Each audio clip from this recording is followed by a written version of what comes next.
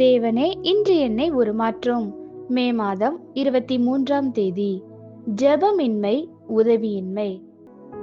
காரியங்கள் நிகழ்வதற்கு ஜெபத்தை விட்டால் வேறு வழியே இல்லை. நீங்கள் ஜெபிக்காதிருக்கும் போது உங்களுக்கு எது வேண்டுமானாலும் குருட்டுத்தனமாக விதியின்படி நடக்கக்கூடும். ஜெபத்தினால் நாம் உணர்த்தப்பட்டு புரிந்து கட்டுப்படுத்தப்படும் வரை நாம் இதனை மீண்டும் மீண்டுமாக சொல்ல வேண்டும்.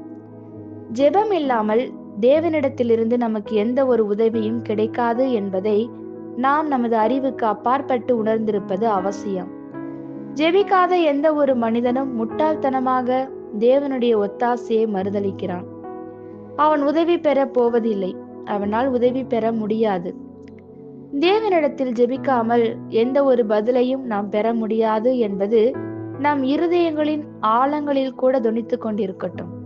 வேறு வழியிலே பதில் வரும் என்றால் அது தற்காலிகமானதாகவும் தேவ இருதயத்திற்கு நெருக்கமான இடத்தில் நம்மை வைக்காததாகவுமே இருக்கும்.